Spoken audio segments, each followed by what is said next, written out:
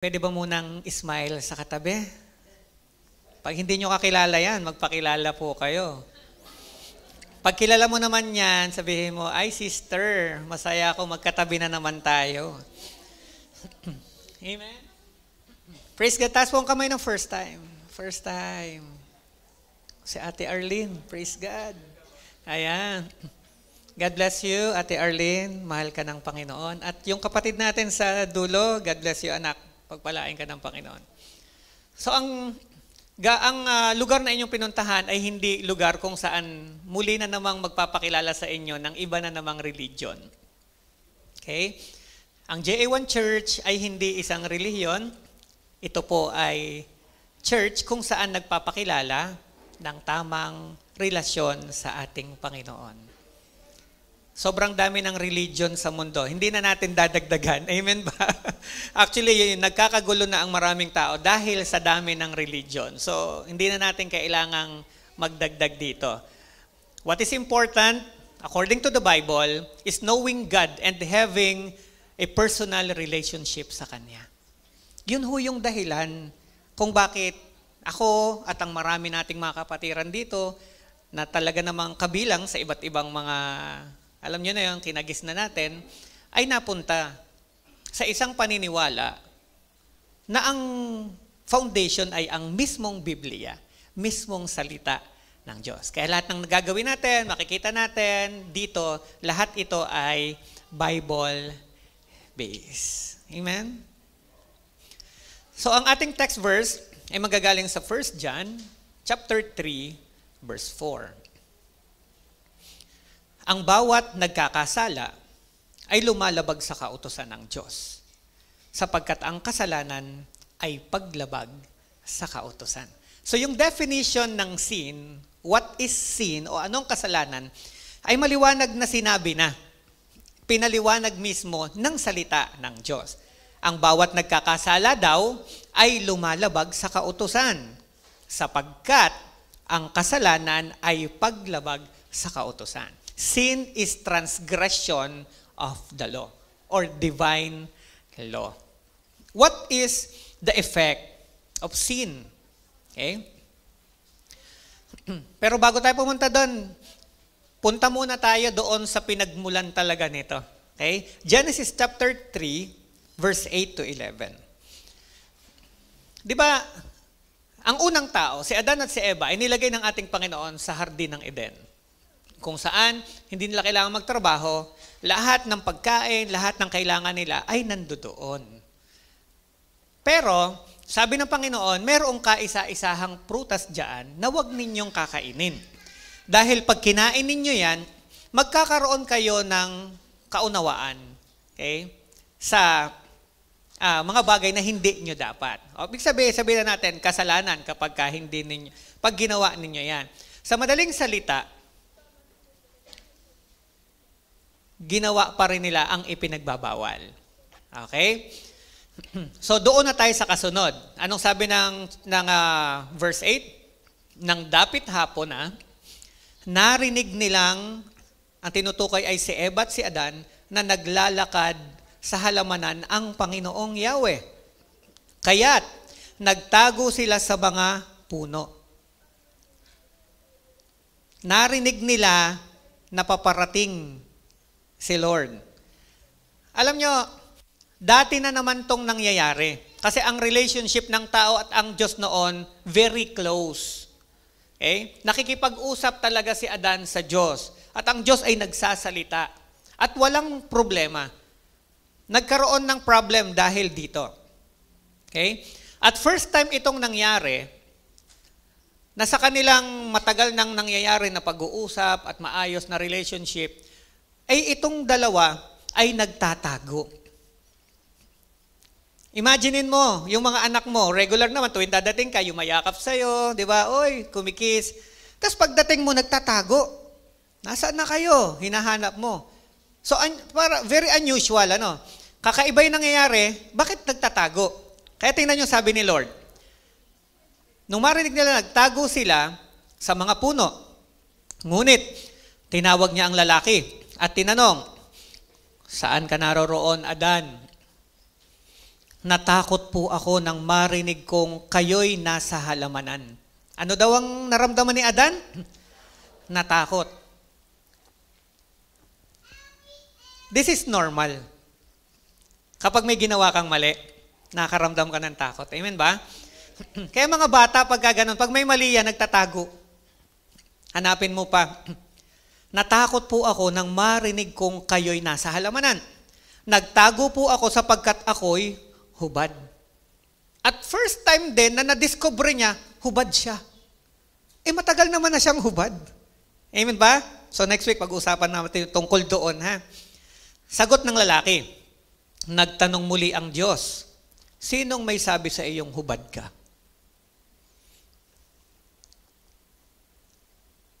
Kakaiba yung tanong ni Lord. Hinuhuli si Adan sa sarili niyang bibig. Sino nagsabing hubad ka?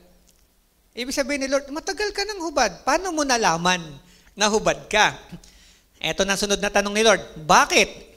Kumain ka ba ng bungang ipinagbabawal ko? So alam ni Lord na kaya aware na si Adan na siya'y hubad at siya'y nakakaramdam na ng takot sa presence ng Diyos kasi meron siyang ginawa. Kinain niya ang bungang ipinagbabawal. Ano ngayon ang effect nito? Okay? Number 1, separation from God. Unang epekto nito ay ang pagkakawalay ng tao sa Diyos.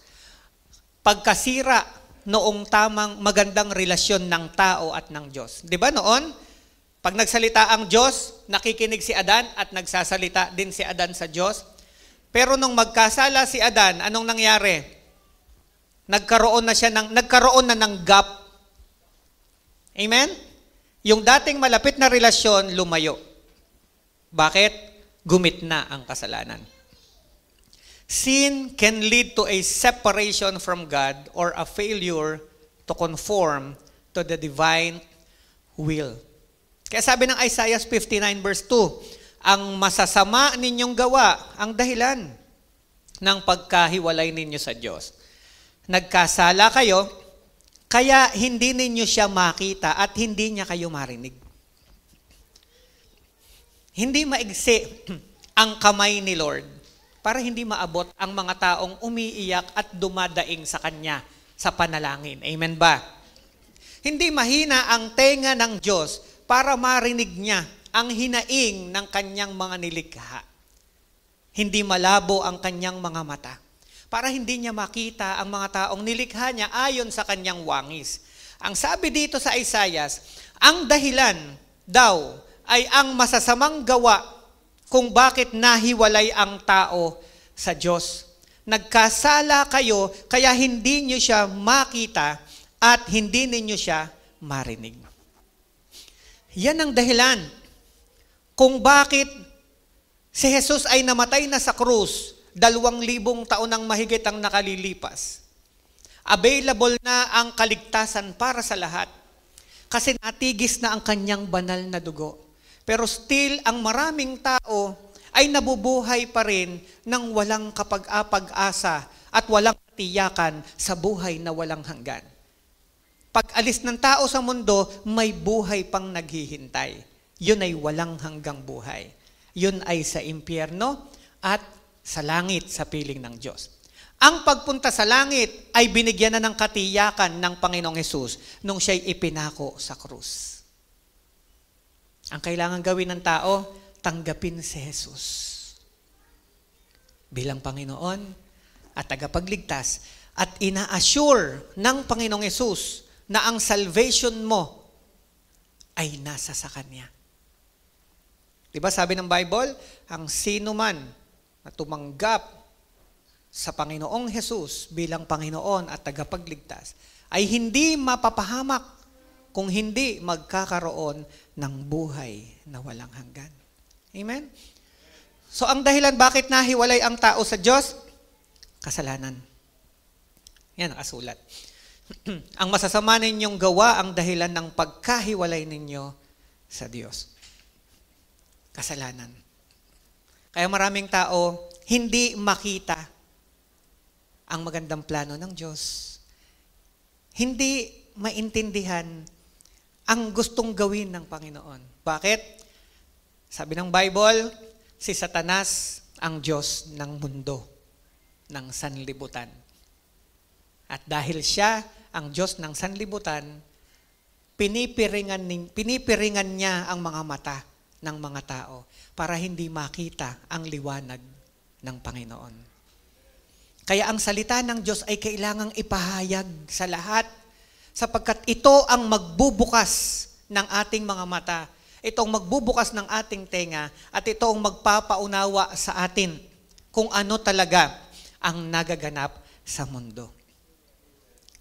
Akala ng maraming tao ang buhay ay basta ganito lang.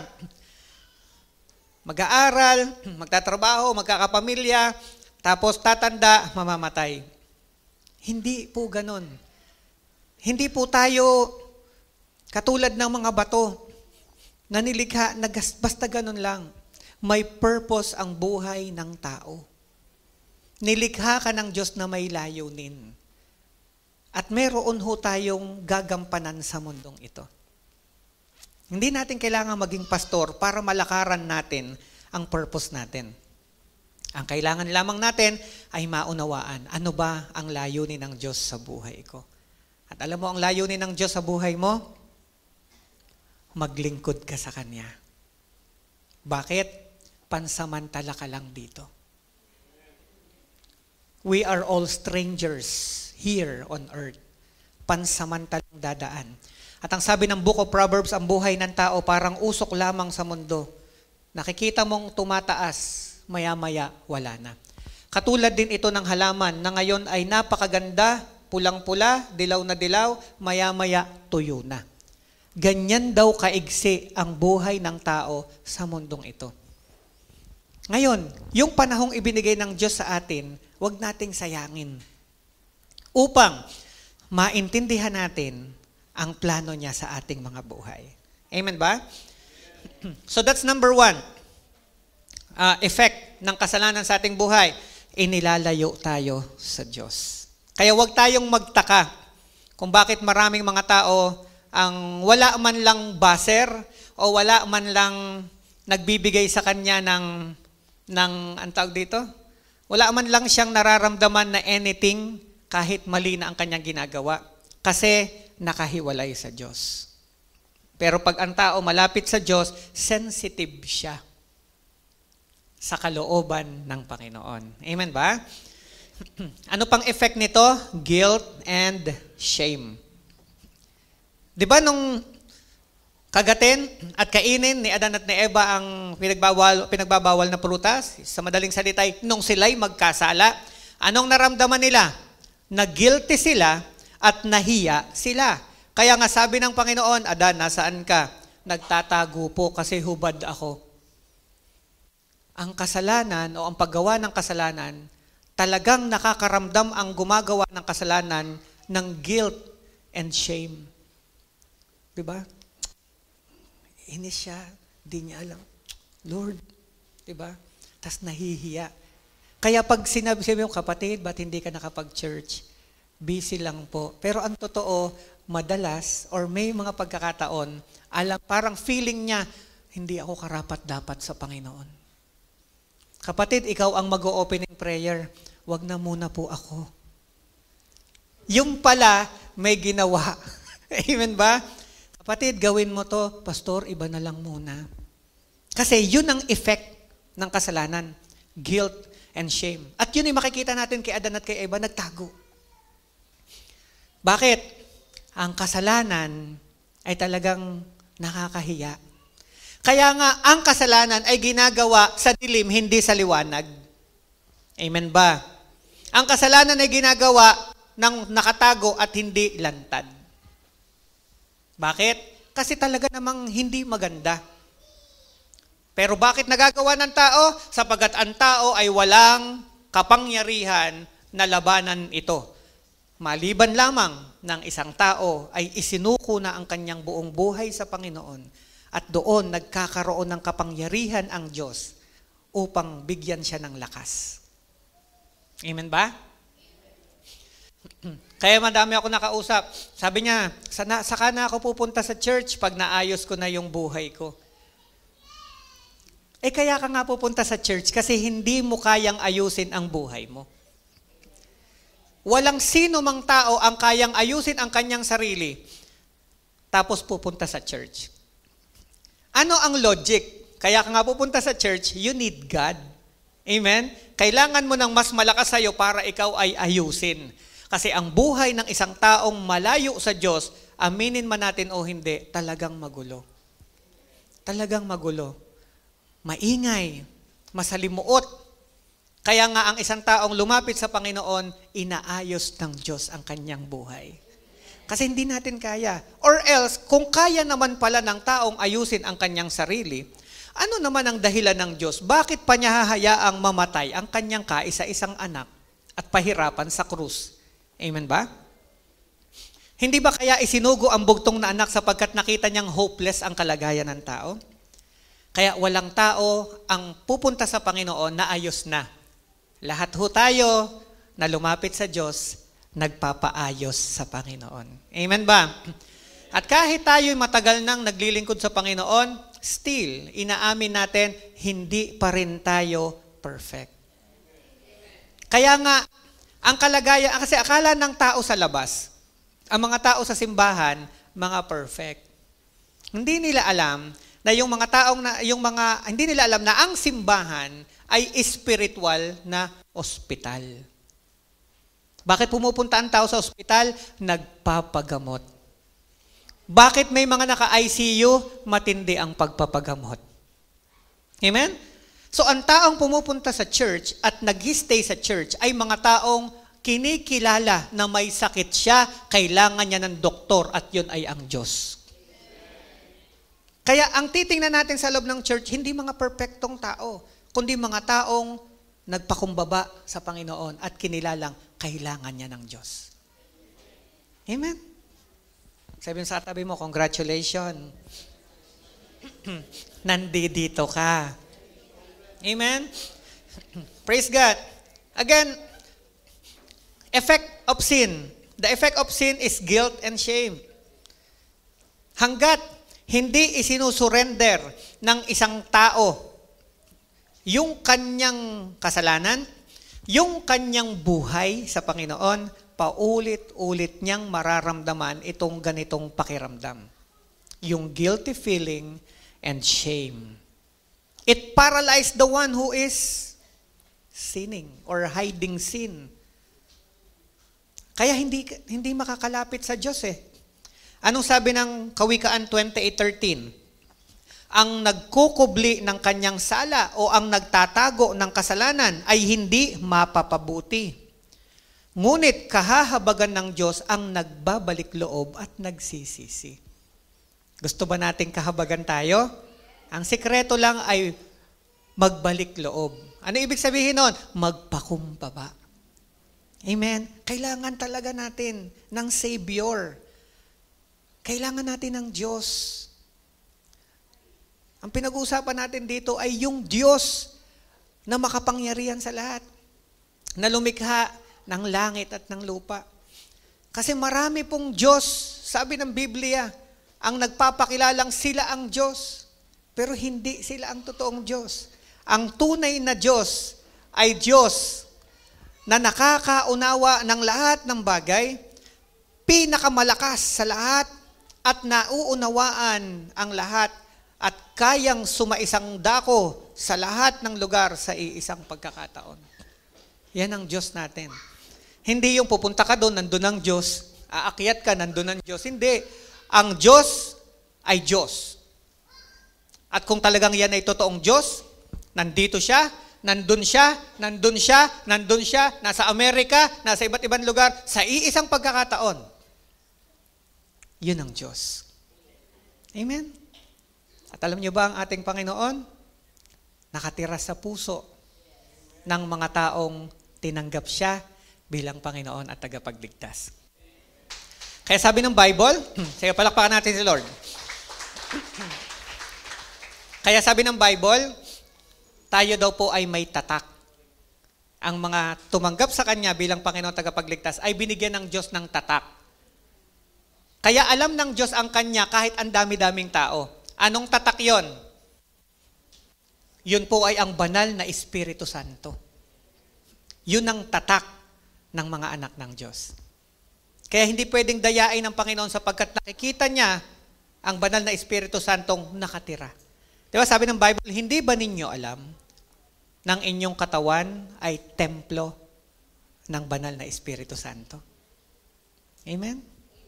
So we are the temple of the Holy Spirit. Our body is the temple of the Holy Spirit. Etong church natin, ito yung building. Pero the temple of the Holy Spirit, the temple of God, is you and me. Amen? Ulitin ko. Etong ating pinagdadausan, ang tawag dito, building. Amen ba? Yan. Pero ikaw at ako, ang templo ng Diyos. Tayo ang iglesia ng Diyos.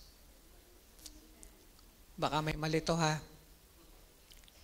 May narinig kayo eh. Ikaw at ako, kasi yung templo sa Tagalog, iglesia. Tayo ang iglesia ng Diyos. Ang mga taong tumanggap kay Jesus bilang Panginoon at tagapagligtas, ang iglesia ng Diyos. And time will come, kukunin daw niya ang kanyang church. So, ano yung church o sino yung church na binabanggit? Ang church na binabanggit ay ang mga taong pinaghaharian at pinananahanan ng Espiritu Santo. So, tayo ang iglesia ng Diyos. Na sinabi ng Bible, nababalikan niya at kukunin niya. Hindi niya kukunin ang building. Ano namang gagawin ni Lord sa hollow blocks? Amen? Anong gagawin ni Lord sa electric pan? Sabi, hindi ko kailangan ng electric pan doon. Malamig sa langit. Sa impyerno siguro, kaso wala namang makakapagdala. Amen ba? Amen? Praise God. Okay lang po kayo? Thank you, Lord. Another effect of sin, spiritual punishment. Sin often leads to spiritual punishment, guilt, and a need for repentance or atonement. Actually, pag sinabing spiritual punishment, this is already death. Alam niyo yung nangyari kay Adan at kay Eva? The moment na kinagat at kinain nila yung prutas, naranasan agad nila ang unang-una ay yung spiritual death. Bakit? Pwedeng buhay ang tao, pero patay na siya sa harap ng Diyos. Ibig ko sabihin, ganito. There are three kinds of death. Physical death, spiritual death, and eternal death. Or second death. Ganito. Ang physical death, kapag namatay na ang tao, di ba? Nililibing na. So, pag sinabing physical death, umalis na yung kaluluwa. So, dahil wala ng kaluluwa, patay na ang katawan. Yun ang unang kamatayan. Okay? Yung spiritual death naman, pwedeng buhay ang tao, nagtatrabaho ang tao, sumasayaw ang tao, nagluluto ang tao, kumakanta ang tao, but spiritually, patay sa harap ng Diyos. Bakit patay? Hiwalay sa Diyos. Kaya si Adan at si Eva, nung nagkasala, buhay, nagkaanak pa nga. Naging anak pa si Abel, naging anak pa si Cain, nagkaroon pa ng mga anak. Amen ba? Di ba nagpatuloy ang buhay? Pero spiritually, patay na sila. Bakit? Napahiwalay na sila sa Diyos. Kaya pwedeng ang tao buhay. Nagtatrabaho, pwedeng may kotse, pwedeng malaking bahay, pwedeng mayaman. But spiritually, pag wala kang personal na relasyon sa Diyos, sa harap ng Diyos, you are already dead. Patay. Kaya pag ang isang tao nag-decide na tanggapin ang Panginoong Hesus, yung sinasabi ni God the Father, for God so loved the world that He gave His only begotten Son, that whosoever believes in Him, kay Jesus Christ, should not perish, but have an everlasting life. Kaya ang isang taong tinanggap si Jesus, ang isinugong kordero ng Diyos sa kanyang puso, ano nangyari? Spiritually, nagkaroon siya ng buhay. Kaya, nung naalala nyo, nung may nag-pray sa inyo, tanggapin mo si Jesus. Lord, di ba pinasunod ka? Tinatanggap kita bilang Panginoon. Di ba pagmulat mo, ikaw pa rin naman, uy, si Pem pa rin to. Uy, si Kalay pa rin to. Parang wala nangyari, di ba? Yun pa rin. Akala mo lang, physically, parang wala nangyari. But, spiritually, alam mong may nangyari sa loob mo. Kasi sa spiritual, isinilang ka. Ang tawag doon, born again. Kaya ang born again, hindi pagpasok sa relihiyon, o hindi pag-anib sa relihiyon, o hindi pagkakaroon ng panibagong relihiyon. Ang born again ay karanasan sa Panginoong Hesukristo na nung tinanggap mo siya, nagkaroon ng bagong buhay sa loob mo. Di ba wala ka namang interest dating makinig ng salita ng Diyos? Lahat tayo. Kami sinasarahan namin pag may pupunta, tao po, pwede po mag-share ng salita ng Diyos.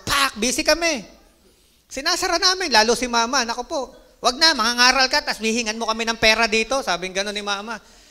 Ganon po talaga kami dati. Sa palengke kami. Diba?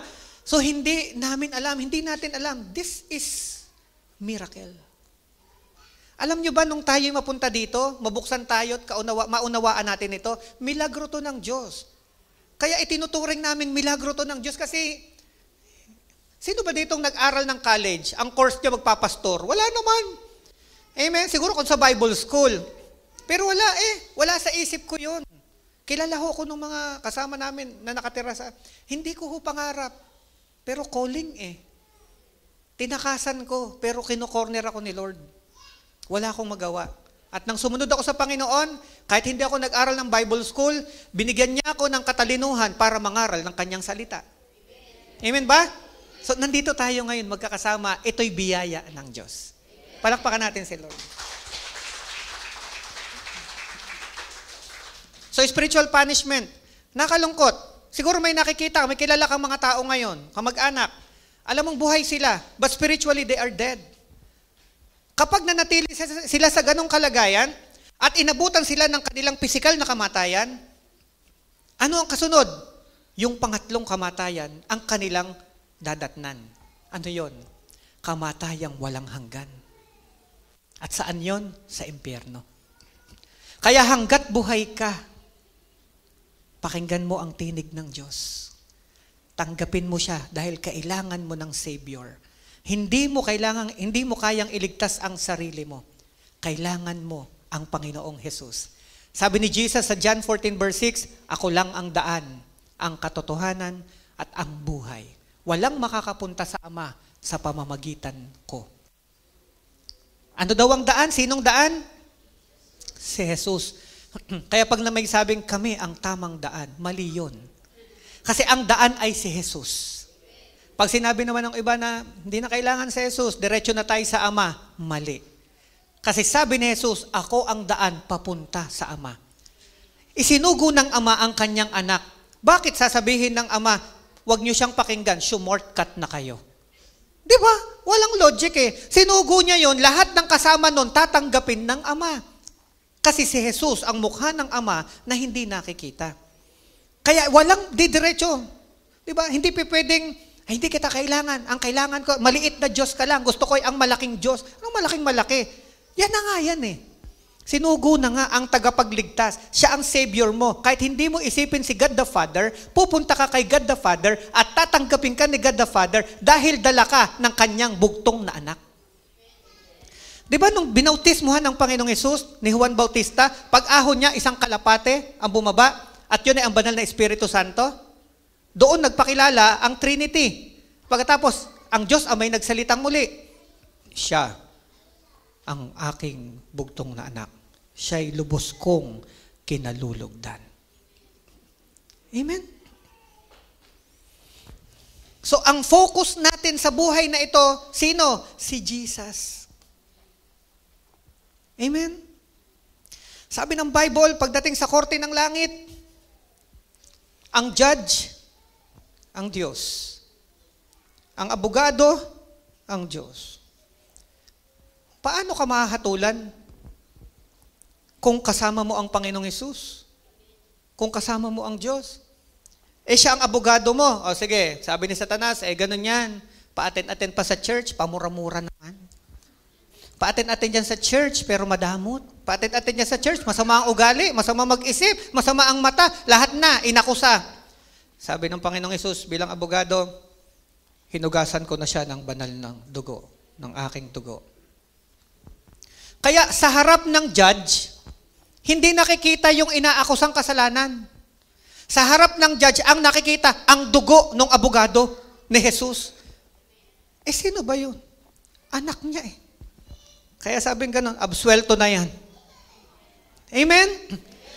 Kaya, mga kapatid, hindi natin kaya. Without Jesus, hindi natin kaya.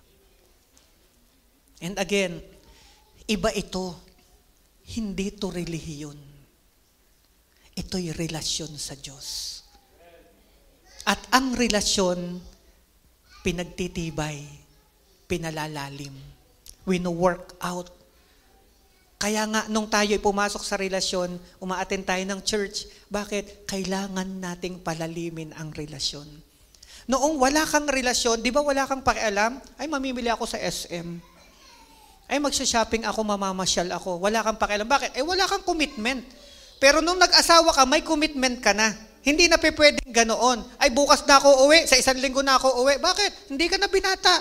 May commitment ka. Ganon din ang pag-surrender ng buhay mo sa Panginoon. Hindi na lang ikaw ang nagpapasya. Sinuko mo na yan sa Diyos. Kaya dapat, consider mo anong kalooban ng Diyos sa iyo. Amen ba? Praise God.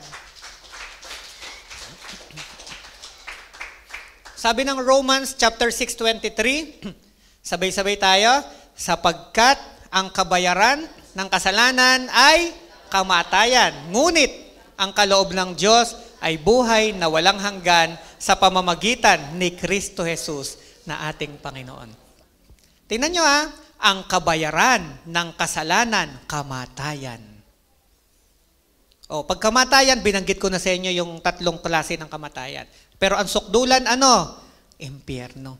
Ang tao'y nagkasala, pupunta siya sa impyerno pagkatapos ng buhay na ito.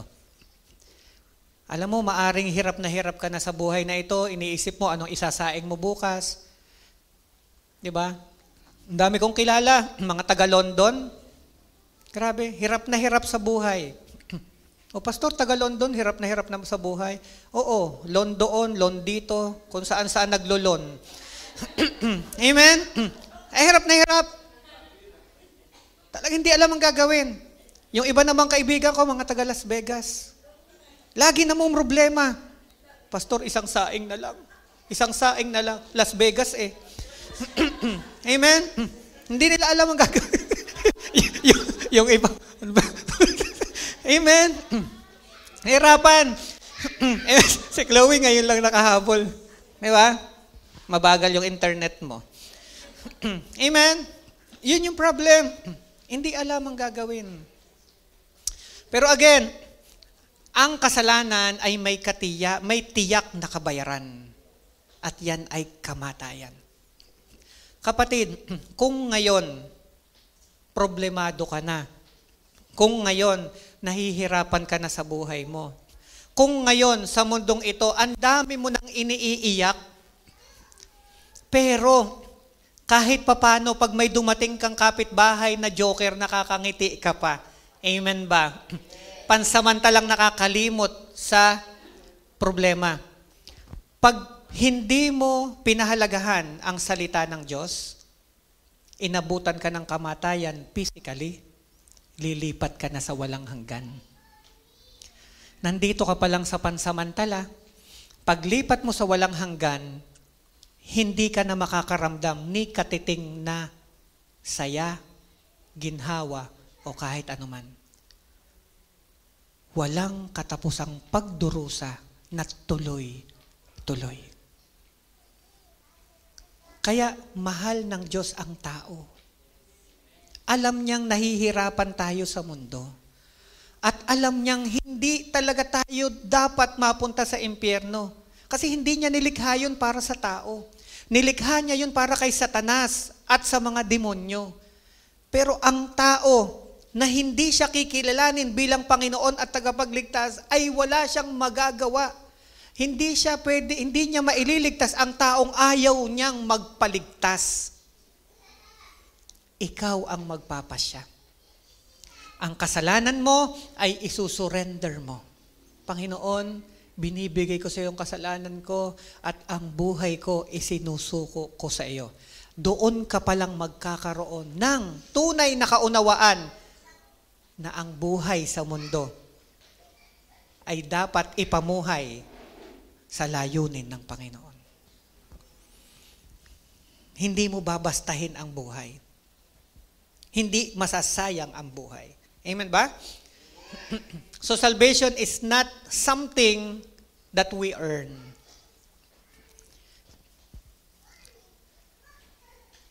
It is not something na ginawa. Ano ibig sabihin ito? Pag sinabi daw kaligtasan, hindi mo pinagtrabahuhan. Di ba ang kasalanan, ang kabayaran kamatayan? Ang kasalanan na ginawa mo, may kabayaran. Pero ang salvation, iba. Pag sinabing kaligtasan, pupunta sa langit. Hindi ikaw ang gagawa o wala kang kahit anong gagawin para sa iyong kaligtasan.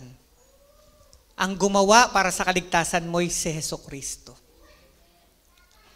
Hindi kulang ang pagkamatay niya sa krus. Para sa iyo yun. Tanggapin mo si Jesus, sa iyo na ang kapatawaran ng Diyos. Amen?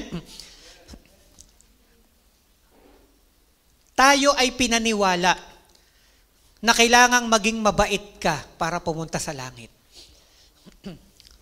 Wala hong mabait lang na pupunta sa langit. Kahit mabait ka, at sabi ng mga kapitbahay mo, ang bait-bait niya, at nung nakahiga na sa ataol, naku sayang, ang bait-bait pa naman niya. Walang pupunta sa langit na mabait lang. Kailangan ang pupunta sa langit ay hinugasan ng dugo ni Kristo. Sabi ni Jesus, walang makakapunta sa Ama kung di sa pamamagitan ko. Amen? Sabi niya, ako ang daan. Papunta sa langit. Papunta sa Ama. Akong katotohanan. Walang kasinungalingan kay Jesus. At ano sabi niya? Ako ang buhay na walang hanggan. Amen? Praise God. Basahin natin ang Ephesians 2. Ephesians chapter 2, verse 8. Sapagkat dahil sa kagandahang loob ng Diyos, pakinggan niyo ha, kayo ay naligtas. Dahil sa kagandahang loob ng Diyos, kayo ay naligtas. O pastor, di ligtas na ang lahat ng tao, maganda naman ang kalooban ng Diyos eh. Hindi po kasi automatic yon. Amen? Wala kang gagawin, pero meron kang pagpapasya. Wala kang action na kailangan gawin. Ang kailangan mo lang ay pagpapasya sa puso mo. Yun lang. Tingnan nyo ha. Sapagkat dahil sa kagandahang loob ng Diyos, kayo ay naligtas sa pamamagitan ng pananampalataya. Kailangan mo ng pananampalataya na si Jesus ay namatay para sa iyo at muling nabuhay para ikay bigyan ng pag-asa sa buhay na walang hanggan. Amen? At ang kaligtasang ito ay kaloob. Ano daw yung kaligtasan? Regalo. Kaloob. Ang regalo ba'y binibigay? Okay, dahil 8 hours kang nagtrabaho, etong regalo mo.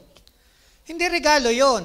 Yung regalo, walang kaalam-alam yung tao, pumasok lang siya sa bahay mo, oy, buti dumating ka rito, o sa'yo na yung kalahating kabang bigas. Yun ho ang kaloob. Wala siyang ginawa, pero may tinanggap. Ganon din tayo. Wala tayong ginawa, pero tatanggap tayo ng kaligtasan. Hindi sa pamamagitan ng inyong sarili. So yung kaligtasan daw ay hindi sa pamamagitan ng ating mga ginagawa. Mga kapatid, hindi pwedeng sabihin na, ay magpapakabait ako kasi para mapunta ako sa langit. Ay tutulong ako. Ay mananalangin ako. Lahat na, sabihin mo ng lahat. Lahat yon ay good works. At hindi ka pupunta sa langit because of good works alone. Kailangan ang good works mo, of course, yung good works ay sa banda-banda dyan. Ano dapat ang mauna? Kailangan mong tanggapin si Jesus. Sumampalataya ka sa Kanya. Bibigyan Kanya ng buhay na walang hanggan. So, maliligtas ka dahil sa pagtanggap kay Jesus. After mong tanggapin si Jesus, gumawa ka na ng maraming kabutihan. Dapat ang paggawa mo ng good works ay resulta ng tinanggap mong kaligtasan. Yun yung pagkakaiba. Gumagawa ka ng mabuti kasi ligtas ka. Hindi ka gaya dati, gumagawa ka ng mabuti para maligtas ka. Ay, magpapakabait ako para ako'y mapunta sa langit. Hindi ganon. Pero di ba yun ang tinuro sa atin? Huwag kang magsisinungaling, huwag kang ganyan, ganyan, ganyan. Ang target mo, maligtas. Hindi mo pwedeng pagtrabahuhan ng kaligtasan mo. Nililinaw ko. Kailangan mong manampalataya lang kay Jesus. Eto na. Nanampalataya ka na kay Jesus. Tumanggap ka ng buhay na walang hanggan. Ngayon, ikaw ngayon ay may bago ng buhay, bagong pagkatao. Doon ka na dapat gumagawa ng maraming kabutihan. Bakit? Kasi yon ang patunay na ikaw ay talagang pinaghaharian ng Diyos. Hindi ka gaya noon, nagpapakabait ka, humihingi ka ng kapalit. Lord, nagpatayo ako ng 3 simbahan, di ba? Namigay ako ng mga pagkain sa mga mahihirap, gusto kong mapunta sa langit. Madidisappoint ka kasi hindi ka pupunta sa langit. Bakit? Pag pinayagan ni Lord yon, eto mangyayari. Okay, lahat ng mababait, lahat ng maayos na buhay, matino, punta sa langit. Pagdating niyan doon, puro yan nakataas ang noo sa langit. Sasabihin, bakit ka napunta sa langit? Aba, ang bait-bait ko. Talagang tumutulong ako sa mga tao. Tsaka ang pamilya namin, nagbigay ng 3 simbahan, nagbigay ng 10 electric pan. Sabi naman ng isa, parang hindi pantay, parehas tayong nasa langit, yan lang ang binigay mo. Yung business namin mismong binigay na namin lahat Pati mga lupa, lahat binigay namin. Wala na. Di ang gulo ng langit. Puro nagmamalaki ang mga tao, hindi kontento. Bakit? Nakafocus sa ginawa nila. Pero kung iisa lang ang dahilan, ba't ka nandito? Biyaya talaga ng Diyos. Naiiyak-iyak pa yun. Salamat talaga, kinahabagan ako ng Diyos. Ako din. Salamat sa Panginoon. Kinahabagan tayo ng Diyos. Di ang Diyos lang ang napaparangalan. Amen ba? Ganon kadunong ang Panginoon. Kaya ayaw ng Diyos na ang tao pupunta sa langit dahil mabait siya, dahil mabuti siyang tao. Kaya lagi ko sinasabi sa inyo, Bakit hahayaan pa niyang pahirapan ng kanyang anak? Kaya niyo naman palang pumunta sa langit. Di mag-iintay. Sabihin ni Lord, mag-iintay na lang ako ng lulusot. Ang hirap nun kung tayo yung mag-e-effort. Bakit? Aminin natin, lahat naman tayo nagkakasala. Aminin natin kahit tayo tumanggap na at naglilingkod na sa Panginoon, nagkakasala pa rin. Amen ba? Amen. Next week, lalaliman natin ng konti yan, ha? Ito medyo, nasa labas pa lang yung aking sinishare. Sa susunod na linggo, lalaliman natin itong kasalanan. Kasi baka sabihin natin, yun lang pala. Lalalim tayo ng konti sa susunod, ha? Praise God. Everybody say grace alone. Biyaya lang ng Diyos. Bakit ka naligtas? Sagot, biyaya lang ng Diyos. Bakit ka may buhay na walang hanggan? Biyaya lang ng Diyos. Amen ba? Yan lang ha. Hindi pa pwedeng, member ako ng JA1 Church. Hindi gano'n ha. Nako, hindi ko kayo sagot. Pag sabi ko, Lord, member ako ni Pastor Jamel. Nako, huwag niyo akong babanggitin at lalo hindi kayo papapasukin. Si Jesus lang ang daan. Amen ba? Si Jesus. Lahat tayo, ako hindi ko rin gagamitin ang pangalan ng church at saka ako sabihin ko, biyaya lang. Biyaya lang, lahat tayo, pag tayo naroroon, lahat, biyaya lang ng Diyos. We will worship the Lord forever. Amen ba? Praise God. Sabi ko na kanina, Christ alone. Yan. For God's glory alone. Ephesians chapter 1 verse 6. Purihin natin siya dahil sa kanyang kahanga-hangang pagkalinga sa atin sa pamamagitan ng kanyang minamahal na anak. Paano daw tayo kinakalinga ng Diyos Ama? Sa pamamagitan ng minamahal niyang anak. Kaya pag sinabi mo, hindi ko kailangan si Jesus, didiretso ako sa Diyos Ama. Ay, paano ito? Diba? Sabi ng Diyos Ama, diba? Kinakalinga niya tayo sa pamamagitan ng kanyang minamahal na anak. Kaya pagka inetsepwera mo si Jesus, at sabi nyo, paano yun? Kaya pag binaliwala natin ang tagapagligtas na si Jesucristo, binabaliwala natin ang Diyos Ama mismo. Amen ba? Amen. Last verse. Acts 16:31. Anong sabi diyan? Believe in the Lord Jesus and you will be saved, you and your household. Ulitin ko. Ang sabi dito, sumampalataya ka sa Panginoong Jesus. Maliwanag yan ha. Manalig ka sa Panginoong Jesus, maliligtas ka at ang iyong pamilya. Ulit, ang ganda nito. Sumampalataya ka sa Panginoong Jesus, maliligtas ka at ang iyong pamilya. Pangako yan. Alam nyo bang yan ang pinanghahawakan ni Pastora Marie? Matagal na. At tinupad yan ng Panginoon. Kasama niya si Pastora Alona ngayon. Kasama namin si Nanay ngayon. Dapat yun yung desire natin. Kaya kung member ka pa ng family na hindi mo pa kasama dito, panghawakan mo ang pangako. Sabi ni Lord pag ikay sumampalataya, ililigtas kita kasama ang iyong pamilya. Kaya bagaman nade-delay, huwag kang mawawala ng pag-asa kasi hindi nagsisinungaling si Lord. Amen. Totoo siya. Amen ba? At yon ay mangyayari. Sabihin natin, mangyayari. Pinanghahawakan ko ang pangako ng Diyos para sa akin at sa aking pamilya. Tumayo po tayong lahat.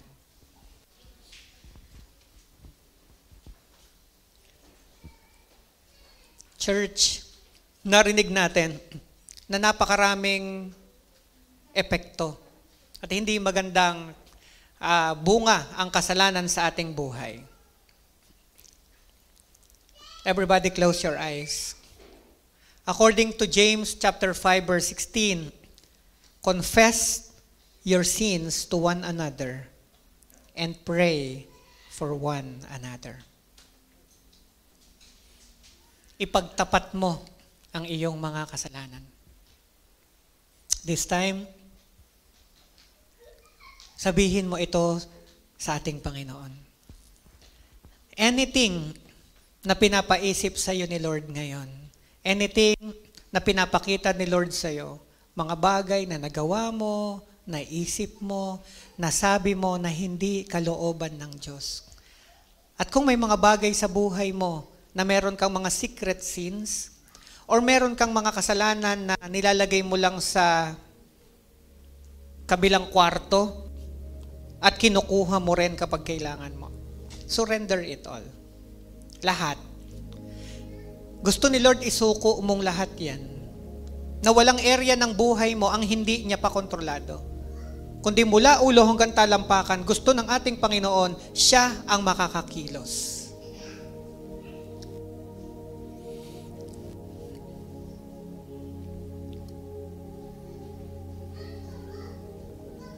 First John 1:9. Kung iyong ipapahayag ang iyong mga kasalanan, ang Diyos ay tapat at banal na ikay kanyang patatawarin at lilinisin sa lahat ng iyong mga kasalanan.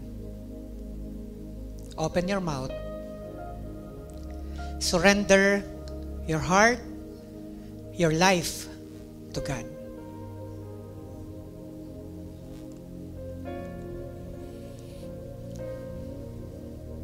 Hayaan mong ang bawat bahagi ng iyong buhay, ng iyong katawan, ng iyong pagkatao'y sumasamba sa Diyos. Panginoon, patawarin po ninyo kami sa lahat ng aming mga kasalanan. Inaamin po namin na hindi namin kaya nang wala ka. Kailangan po namin kayo, Panginoon, sa aming buhay. Patawarin po ninyo kami sa aming mga naisip, patungkol sa aming kapwa, patungkol sa ibang mga bagay. Patawarin mo kami kung naging negatibo kami, naging masama ang aming isip. Patawarin po ninyo kami. Patawarin mo kami kung kami nag-alala, kung kami natakot, kung kami nag-doubt. Patawarin po ninyo kami. Patawad sa mga salitang nabitawan namin na hindi mo kalooban. Mga salitang sinabi namin sa aming kapwa, sa aming sarili, sa aming mga pamilya, sa mga tao, maging sa iyo, Panginoon. Patawarin po ninyo kami. Linisin mo ang aming mga labi. Hayaan mo ninyong ang lumabas sa aming mga labi ay mabubuti, marangal, karapat-dapat, mga bagay na magpapahayag ng inyong kadakilaan. Patawad, Panginoon, sa mga nagawa namin na nagpasakit sa kalooban mo. Holy Spirit, patawarin mo kami kung nag-grieve ka, kung nalungkot ka. Patawarin mo kami sa mga bagay na ginawa namin. Linisin mo kami, Panginoon. Ang aming mga mata, ang aming mga kamay, ang aming labi, ang aming buong pagkatao. Tinatakwil namin ang kasalanan sa aming buhay. Tinatanggap namin ang pag-ibig at biyaya ng Diyos. Winawasak namin ang lahat ng kapangyarihan ng kaaway sa aming mga buhay. Sa pangalan ng Panginoong Hesus, pinapahayag ko na ang lahat ng mga naririto ay malaya, namumuhay ng malaya. Hindi na sila paralyzed, hindi na sila kontrolado, hindi na sila alipin ng kasalanan. Ang lahat ay malaya at pinalaya na ng Panginoong Hesus. Tinatanggap namin, Panginoon, ang kalayaang ito. Kami ang master. Ang kasalanan ay hindi pwedeng masunod sa amin. Kami ang masusunod. At sa pamamagitan ng kapangyarihan ng banal na Espiritu Santo na tanging hari namin, kami ay laging magtatagumpay. Everybody say, I am victorious. I am victorious. In Jesus' name. Father God, dinededicate ko sa inyo ang mga taong ito. Sino man sa inyo na naririto ang may iniindang karamdaman ngayon, hawakan mo ang bahagi ng iyong katawan. Ama, sa pangalan ng Panginoong Hesus, bukas ang kalangitan at bilang mga anak kami po'y humihingi sa iyo.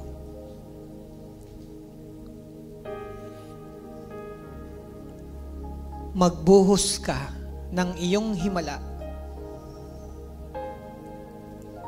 Himala ng kagalingan sa katawan at sa kaluluwa. At sa pangalan ng Panginoong Hesus, tulad ng babae na dinudugo ng 12 taon, sabihin mo, mahawakan ko lamang ang laylayan ng damit ng Panginoong Hesus. Gagaling na ako. Sa oras na ito, ang laylayan ng damit ng ating Panginoon ay nariyan sa iyong harapan. Sa pamagitan ng iyong pananampalataya, hawakan mo ang laylayan na ito. At angkinin mo, Panginoon, ako'y magaling na. Ako'y sumasampalatayang ikaw lamang ang aking manggagamot.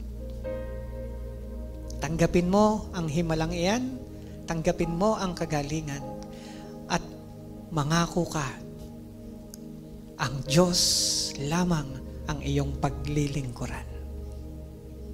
Father God, salamat po sa araw na ito. Salamat sa inyong mga salitang nagpaalala sa amin muli at nagpalakas. Pagpalain po ninyo ang buhay ng bawat isa. Sa pangalan ni Jesus, Amen.